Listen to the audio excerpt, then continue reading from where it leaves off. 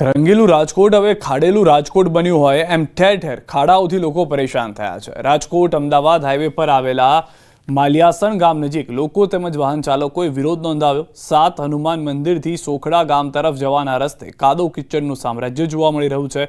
અનેક વખત રજૂઆત છતાં તંત્ર દ્વારા કોઈ પગલું ન લેતા લોકોમાં નારાજગી વ્યાપી છે। લોકોએ ચેતવણી આપી છે કે માર્ગ સુધારવાની કામગીરી ન થાય તો વધુ ઉગ્ર આંદોલન કરવામાં આવશે। ચોમાસાના કારણે હાલ રાજકોટ સહિત સમગ્ર રાજ્યભરમાં ઠેર ઠેર ખાડા રાજ છે તે જોવા મળી રહ્યું છે। બીજી તરફ આપને હું દ્રશ્યો જે બતાવી રહ્યો છું, આ દ્રશ્યો છે 7 હનુમાન તરફથી સોખડા ગામ તરફ જતા આ રસ્તામાં જોઈ શકાય છે કે મસમોટા ખાડા છે અહીં જોવા મળી રહ્યા છે। કાદવ કીચડનું સામ્રાજ્ય છે તે ખાસ કરીને અહીં જોવા મળી રહ્યું છે અને આ જ બાબતના કારણોસર હાલ અત્યારે સ્થાનિકો દ્વારા છે તે વિરોધ છે તે દર્શાવવામાં આવી રહ્યો છે। ત્યારે સ્થાનિકો સાથે આપણે વાતચીત કરવાનો પ્રયત્ન કરીશું કે આખરે તેમનું શું કહેવું છે। શું કહેશો, કયા પ્રકારની આપની રજૂઆત છે?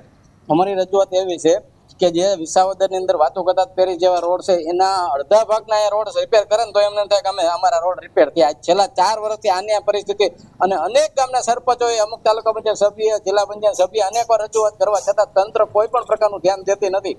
આ રોડ છે અમદાવાદ હાઈવેમાં એટલા ખાડા છે। આની પહેલા અમારા ગામની અંદર 6 જણાને એક્સપાયર મૃત્યુ થઈ ગયા હતા।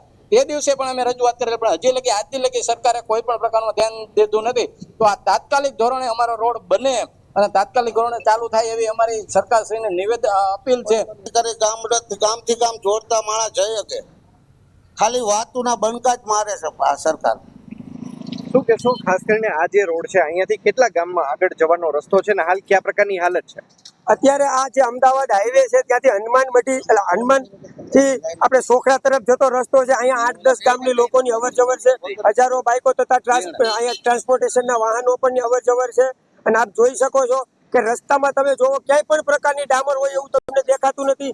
રોડ નહીં તો ટોલ નહીં, હવે એવું જ આજે નવું સૂત્ર, રોડ નહીં તો કોઈ પણ પ્રકારનો દંડ નથી। હવે તમે અહીંયા પહોંચતા જ તમારે 10 મિનિટનો 1 કિલોમીટર કાપતા થાય છે। હવે તમે આગળ જાવ તો બરોબર તમને દંડવાળા ટ્રાફિક પર 1000 રૂપિયા લેવો, હેલ્મેટ પહેર્યું નથી, પીયુસી નથી, તો સરકારને રોડ નથી દેખાતા? જિલ્લા પંચાયતના સભ્યોએ, તાલુકાના સભ્યોએ, સરપંચોએ બધાએ વારંવાર રજૂઆત કરેલી, છતાંય કોઈ જવાબ દેતું નથી। હમણાં જો કોઈક મંત્રી આવતો હોય ને, કોઈક મંત્રી આ રોડ હાંકવો હોય ને તો હમણાં એક જ કલાકમાં આ રોડ કમ્પ્લીટ થઈ જાય। બોલો, એક જ કલાકમાં કોઈ ટ્રાફિક નો રહે, 1 કલાકમાં રોડ ટન બનાવી દે, તો એને નથી દેખાતા?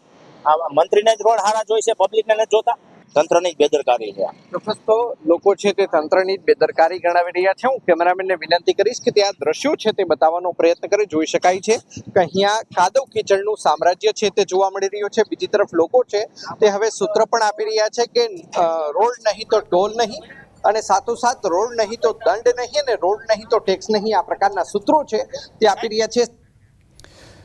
સ્માર્ટ સિટી સુરતમાં બિસ્માર રસ્તા અને ખાડાને લઈ જનતા તો ત્રસ્ત છે, પરંતુ જનપ્રતિનિધિ પણ હાલાકી વેઠી રહ્યા છે। વરાછાના ધારાસભ્ય કુમાર કાનાણીએ તંત્ર પર બળાપો કાઢ્યો।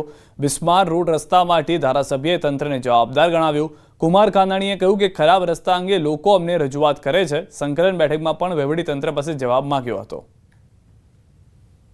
કે જે કઈ રોડ ધોવાયા છે, જે ખાડાઓ પડ્યા છે, એ સંપૂર્ણપણે વહીવટી તંત્રની જવાબદારી છે।